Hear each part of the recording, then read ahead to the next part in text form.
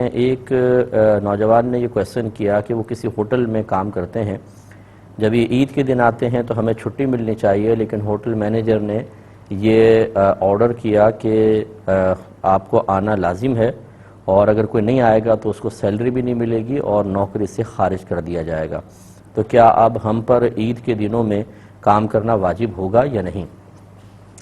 دیکھیں، پہلے ایک بات اچھی طرح یاد رکھیں کہ عید کو عربک میں تعطیل کہتے ہیں، جمع ہے تعطیلات.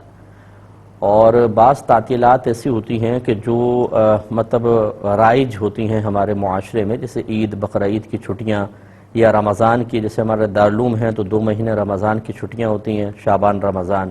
انہیں کہتے ہیں تعطیلات معہودہ. تعطیلات معہودہ سے مراد معروف چھٹیاں جو تمام معاشرے میں سب جانتے ہیں اس دن چھٹی ہوگی.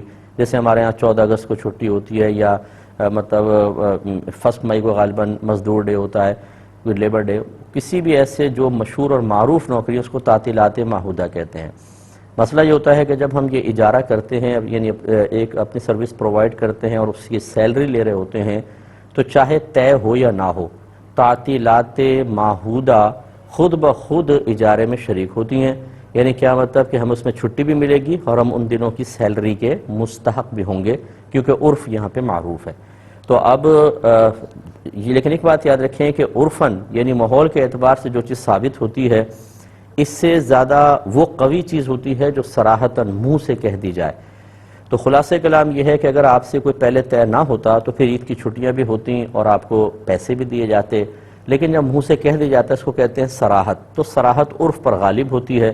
اب آپ کے ہوٹل والوں نے جو کہا کہ آپ کو آنا ہے اور کام کرنا ہوگا، گویا کہ وہ ان تعطیلات معہودہ کو آپ کو دینے کے لیے تیار نہیں ہے، تو پھر آپ کو آنا لازم ہوگا. کوئی بھی ادارہ ایسا ہو جو ان تعطیلات میں اگر کوئی ذکر نہ کرے تو خود بخود شریک ہوں گی، چھٹی بھی ملے گی، سیلری بھی ہوگی. لیکن اگر وہ اس بات کی صراحت کر دیں، وضاحت کر دیں کہ ہم یہ تعطیلات آپ کو نہیں دیں گے، تو پھر ہم عرف کو نہیں دیکھیں گے کہ جی سب کی چھٹی ہماری بھی ہونی چاہیے. نو، اب چونکہ آپ کے ساتھ صراحت کر لی ہے، واضح طور پر بیان کر دیا ہے، لہٰذا آپ کو آنا ہی ہوگا. آئیں گے تو تنخواہ کے مستحق ہوں گے، اگر چھٹی کر جاتے فرض کر لیں تو تنخواہ آپ کو نہ ملتی. ہاں، یہ ضرور ہے کہ یہ بالکل غلط چیز ہوتی ہے کہ صبح 9 سے 5 سمجھ لیں ڈیوٹی ہے فرض کر لیں، لیکن امپلائی سے کام لے رہے ہیں 8 بجے تک، 9 بجے تک، 10 بجے تک، اور اس کی کوئی سیلری نہیں، کوئی بونس نہیں، کوئی اوور ٹائم اس میں نہیں دیا جاتا. یہ ظلم عظیم ہے.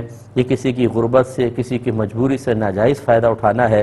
جتنا یہ زیادہ کام لیا جائے گا اس کی تنخواہ مطلب واجب تو نہیں ہے کیونکہ طے نہیں ہوئی تھی، لیکن مالک کو کچھ نہ کچھ زیادہ دینا چاہیے.